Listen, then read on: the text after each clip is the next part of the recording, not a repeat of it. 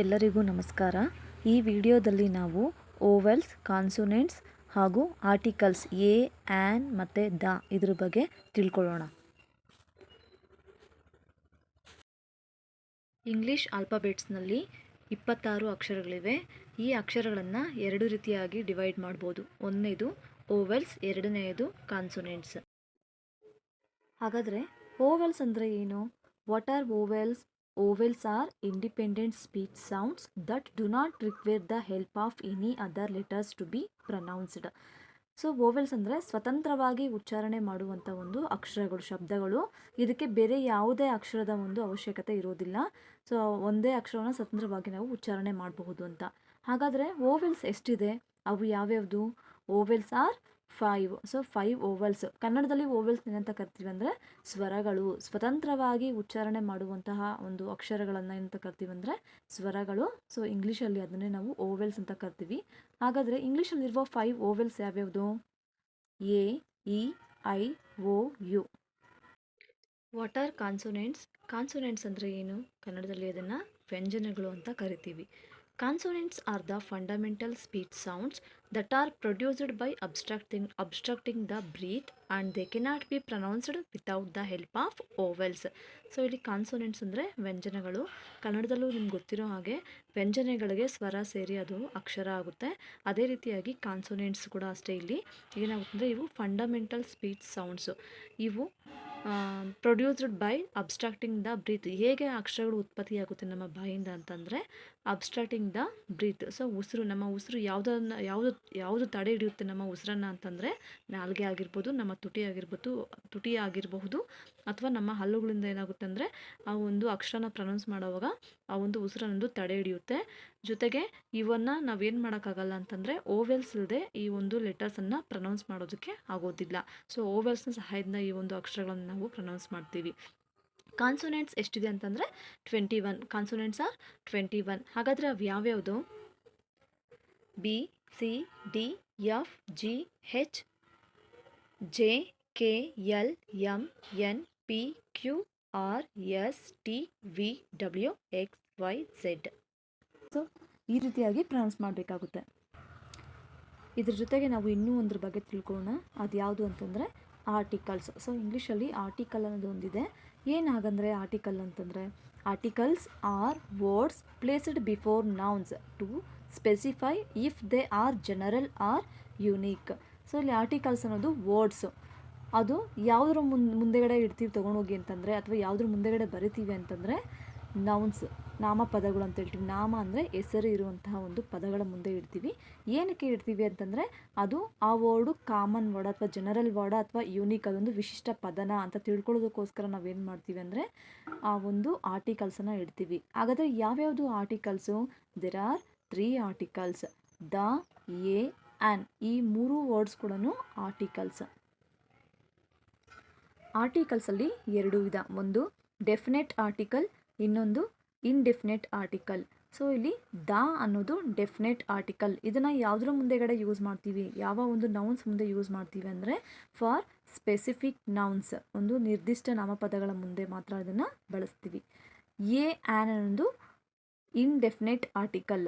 ಇದನ್ನು ಯಾವುದ್ರ ಮುಂದೆಗಡೆ ಬಳಸ್ತೀವಿ ಅಂದರೆ for general singular countable nouns. Singular ಅಂತಂದರೆ ಏಕವಚನ, ಕೌಂಟಬಲ್ ನೌನ್ಸ್ ಅಂತಂದರೆ ಕೌಂಟ್ ಮಾಡೋಕ್ಕಾಗುವಂಥ ಒಂದು ನಾಮಪದಗಳ ಮುಂದೆ ಮಾತ್ರ, ಅದು ಸಿಂಗ್ಯುಲರ್ ಇದ್ದಾಗ ಮಾತ್ರ, ಅಂದರೆ ಏಕವಚನದಲ್ಲಿದ್ದಾಗ ಮಾತ್ರ, ಆ ಒಂದು ಕೌಂಟಬಲ್ ನೌನ್ಸು ಏಕವಚನದಲ್ಲಿದ್ದಾಗ ಮಾತ್ರ ಎ ಮತ್ತು ಆ್ಯನನ್ನು ಬಳಸ್ತೀವಿ.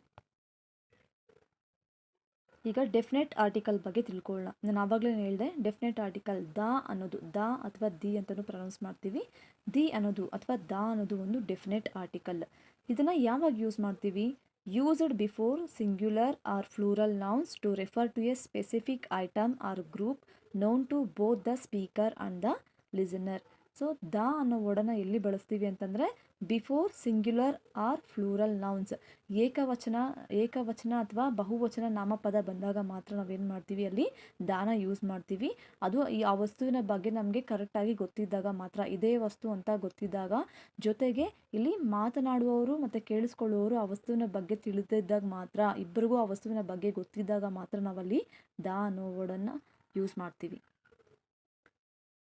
ಇಲ್ಲಿ ನಾನು ಕೆಲವೊಂದು ಎಕ್ಸಾಂಪಲ್ಸನ್ನು ಬರ್ದಿದ್ದೀನಿ ನೋಡಿ, ಎಲ್ಲೆಲ್ಲಿ ನಾವು ದಾನ ಬಳಸಬಹುದು ಅಂತ. ಅಂದರೆ ಕೇಳುವವರಿಗೆ ಮತ್ತು ಕೇಳಿಸ್ಕೊಳ್ಳುವವ್ರಿಗೆ, ಹೇಳುವವರು ಮತ್ತು ಕೇಳಿಸ್ಕೊಳ್ಳುವವರು ಆ ವಸ್ತುವಿನ ಬಗ್ಗೆ ಇಬ್ಬರಿಗೂ ಗೊತ್ತಿದ್ದಾಗ ಮಾತ್ರ ನಾವು ಆ ವರ್ಡ್ ದಾ ಅನ್ನೋ ವರ್ಡನ್ನು ಯೂಸ್ ಮಾಡ್ತೀವಿ. ಯಾವುದರ ಮುಂದೆ ಅಂತಂದರೆ ನೌನ್ಸ್. ನೌನ್ಸ್ ಅಂದರೆ ನಾಮಪದ, ಹೆಸರಿರುವಂತಹ ಪದಗಳು, ವಸ್ತುವಿನ ಹೆಸರಾಗಿರ್ಬೋದು ಅಥವಾ ಮನುಷ್ಯರ ಹೆಸರಾಗಿರ್ಬೋದು ಅಥವಾ ಪ್ಲೇಸ್, ಸ್ಥಳಗಳ ಹೆಸರುಗಳ ಮುಂದೆಗಡೆ ನಾವು ಏನು ಮಾಡ್ಬೋದು, ದ ಅಂದರೆ ಇಬ್ಬರಿಗೂ ಆ ವಸ್ತುವಿನ ಬಗ್ಗೆ ನಿರ್ದಿಷ್ಟವಾಗಿ ಗೊತ್ತಿದ್ದಾಗ ಮಾತ್ರ.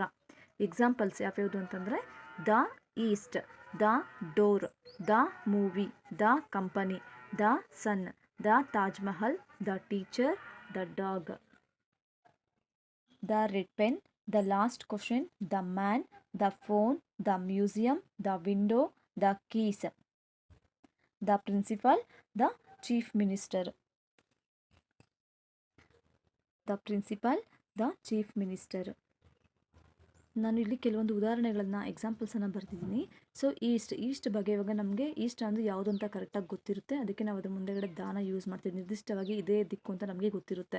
ಡೋರ್ ಅಂದರೆ ನಾವು ಮಾತನಾಡುವವರು ಮತ್ತು ನಾವು ಮಾತಾಡೋದನ್ನು ಕೇಳಿಸ್ಕೊಳ್ಳೋರಿಗೆ ಇಬ್ಬರಿಗೂ ಕೂಡ ಆ ಡೋರ್ ಯಾವುದು ಅಂತ ಕರೆಕ್ಟಾಗಿ ಗೊತ್ತಿದ್ದಾಗ ಮಾತ್ರ ನಾವು ದಾ ಡೋರ್ ಅಂತ ಹೇಳ್ತೀವಿ.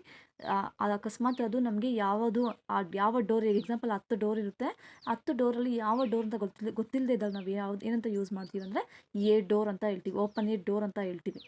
Next the movie, the company. Movie ಯಾವುದು ಅಂತ ಗೊತ್ತಿದ್ದಾಗ, ಸೊ ನಿರ್ದಿಷ್ಟವಾಗಿ ಇಂಥದ್ದು ಅಂತ ಗೊತ್ತಿದ್ದಾಗ ಮಾತ್ರ ನಾವು ಏನನ್ನು ಯೂಸ್ ಮಾಡ್ತೀವಿ ಅಂದರೆ ಆ ಒಂದು ನೌನ್ ಮುಂದೆಗಡೆ ದ ಅಂತ ಯೂಸ್ ಮಾಡ್ತೀವಿ. ಅದೇ ರೀತಿಯಾಗಿ ನಾನು ಇಲ್ಲಿ ಕೆಲವೊಂದು ಎಕ್ಸಾಂಪಲ್ಸನ್ನು ಬರ್ದಿದ್ದಲ್ವ, ಹಾಗೆ ಇಲ್ಲಿ ದ ರೆಡ್ ಪೆನ್ ಅಂತ ಬರ್ದಿದ್ದೀನಲ್ವ, ಹಾಗೆ. ಸೊ ಪೆನ್ಸ್ ಅಂದರೆ ಕಾಮನ್ ಆಗಿ ಎಲ್ಲ ಪೆನ್ಸ್ ಇರುತ್ತೆ, ಬಟ್ ನಿರ್ದಿಷ್ಟವಾಗಿ ಇಂಥದ್ದೇ ರೆಡ್ ಪೆನ್ ಅಂತ ನಾವಲ್ಲಿ ಮೆನ್ಷನ್ ಮಾಡಿದಾಗ ಏನು ಹೇಳ್ತೀವಿ ಅಂದರೆ ದ ಅನ್ನೋದನ್ನು ಬಳಸಬಹುದು. ಯಾವುದ್ರ ಮುಂದೆ, ರೆಡ್ ಪೆನ್. ಇಲ್ಲಿ ರೆಡ್ ಪೆನ್ ಅನ್ನೋದೇನು ಅಂತಂದರೆ ನಾಮಪದ ಅಥವಾ ನೌನ್.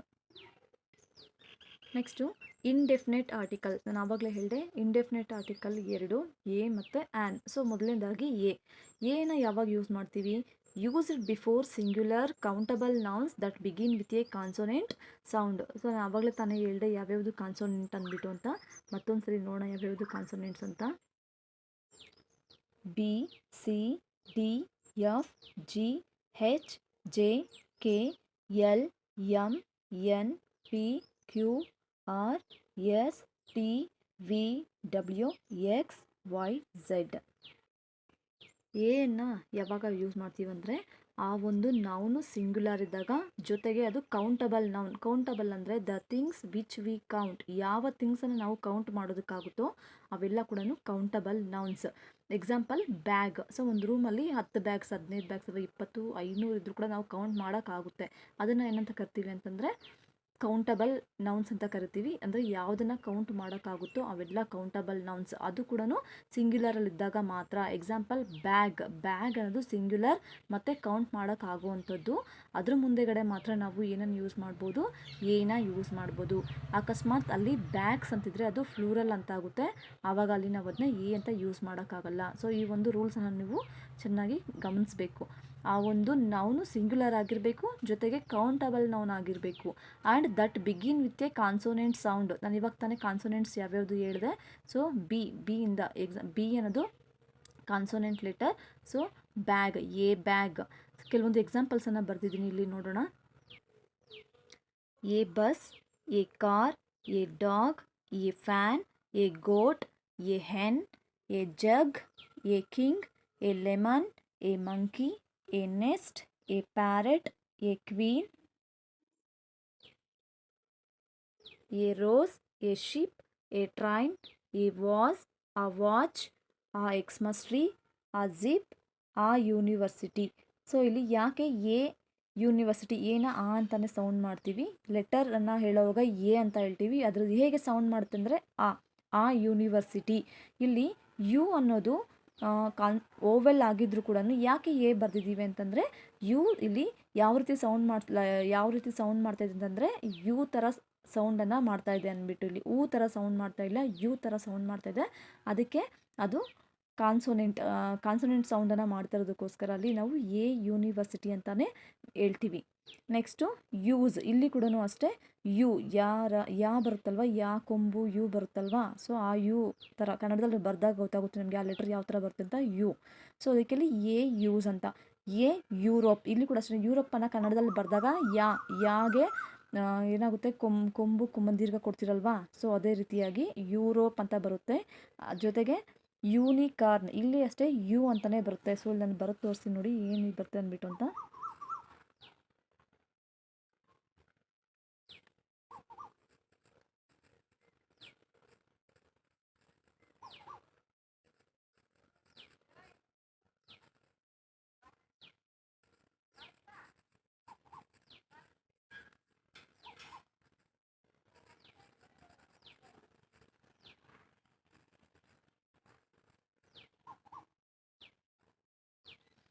ಸೊ ಇಲ್ಲಿ ನೀವು ಅಬ್ಸರ್ವ್ ಮಾಡ್ಬೋದು, ಯೂಸ್ ಅಂದರೆ ನಾನು ಹೇಳಿದ್ನಲ್ವ ವ್ಯಂಜನದಲ್ಲಿ ಯಾ ಅನ್ನೋದು ಒಂದು ವ್ಯಂಜನ ಅಲ್ವಾ. ಸೊ ವ್ಯಂಜನದ ಮುಂದೆಗಡೆ ಅಥವಾ ಕಾನ್ಸೋನೆಂಟ್ ಮುಂದೆಗಡೆ ಏನು ಬರುತ್ತೆ, ಏನೇ ಬರುತ್ತೆ.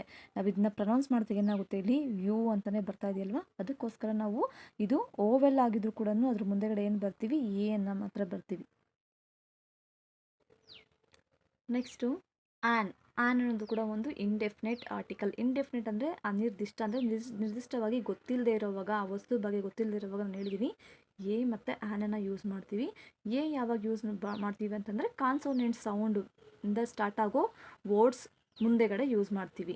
ಅದೇ ರೀತಿಯಾಗಿ ಆ್ಯನನ್ನು ಯಾವಾಗ ಯೂಸ್ ಮಾಡ್ತೀವಿ ಅಂದರೆ it is used before singular countable nouns that begin with a vowel sound. ಆ್ಯನನ್ನು ಯಾವಾಗ ಯೂಸ್ ಮಾಡ್ತೀವಿ ಅಂದರೆ ಆ ಒಂದು ನೌನು ಸಿಂಗ್ಯುಲರ್ ಆಗಿರಬೇಕು, ಏಕವಚನದಲ್ಲಿರಬೇಕು. ಜೊತೆಗೆ ಕೌಂಟಬಲ್ ನೌನ್ಸ್ ಅಂದರೆ ಕೌಂಟ್ ಮಾಡುವಂಥದ್ದಾಗಿರಬೇಕು. ಕೌಂಟ್ ಅಂದರೆ ಆವಾಗಲೇ ಹೇಳಿದ್ದೀನಿ, that begin with a vowel sound, ಆ ಒಂದು ವರ್ಡು ಓವೆಲ್ ಸೌಂಡಿಂದ ಸ್ಟಾರ್ಟ್ ಆಗಿರಬೇಕು. Example a E I O u ಇಂದ ಸ್ಟಾರ್ಟ್ ಆಗಿರೋ ವರ್ಡ್ಸ್ ಮುಂದೆಗಡೆ ನಾವು ಆ್ಯನನ್ನು ಸೇರಿಸ್ಬೋದು. ಅದು ಸಿಂಗ್ಯುಲರಲ್ಲಿದ್ದು ಕೌಂಟ್ ಮಾಡೋಕ್ಕಾಗೋ ಹಂಗಿದ್ರೆ ಮಾತ್ರ ನಾವು ಆ್ಯನನ್ನು ಅಲ್ಲಿ ಬಳಸಬೇಕು. ಈಗ ಕೆಲವೊಂದು ಎಕ್ಸಾಂಪಲ್ಸನ್ನು ನೋಡೋಣ. ಆ್ಯನ್ ಆ್ಯಪಲ್, ಸೊ ಇಲ್ಲಿ ಎ ಅನ್ನೋದು ಓವಲ್ ಲೆಟರ್ ಸ್ಟಾರ್ಟ್ ಆಗಿದೆ. ಸೊ ಅದಕ್ಕೆ ಮುಂದೆಗಡೆ ಆ್ಯನನ್ನು ಬರೀಬೇಕು. An egg, an orange, an insect, an umbrella, an elephant, an hour. ಇಲ್ಲಿ ಹೆಚ್ ಅನ್ನೋದು ಸೈಲೆಂಟ್, ಅಂದರೆ ಹೆಚ್ಚನ್ನು ನಾವು ಪ್ರೊನೌನ್ಸ್ ಮಾಡಲ್ಲ. ಅವರ್ ಇಲ್ಲಿ ಅದಕ್ಕೆ ನಾವು ಇಲ್ಲಿ ಆ್ಯನನ್ನು ಬರೆದಿದ್ದೀವಿ. An ear, an eraser, an igloo, an engineer, an ice cream, an uncle ಸೋಡಾಸ್ಟಲ್ಲಿ ನೀವು ಕನ್ನಡದಲ್ಲಿ ಬರೆದ್ರೆ ಅಂಕಲ್. ಸೊ ಅಂಕಲ್ ಅಂತ ಬರೆದಾಗ ಏನಾಗುತ್ತೆ, ಸ್ವರ ಬರುತ್ತಲ್ವಾ, ಅಂದರೆ ಓವಲ್ ಬರುತ್ತೆ. ಸೊ ಅದಕ್ಕೆ ನಾವಲ್ಲಿ ಆ್ಯನನ್ನು ಸೇರಿಸ್ಬೇಕು. ಜೊತೆಗೆ ಆ್ಯನ್ MLA, ಸೊ ಇಲ್ಲಿ ಕೂಡ ಅಷ್ಟೇ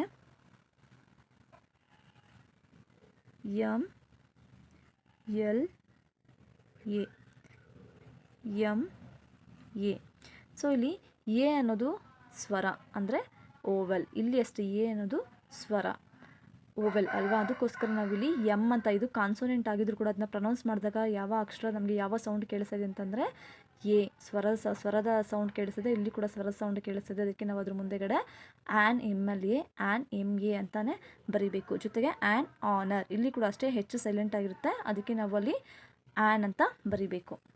ಇಷ್ಟ ಆದರೆ ದಯವಿಟ್ಟು ಒಂದು ಲೈಕ್ ಮಾಡಿ. Thank you.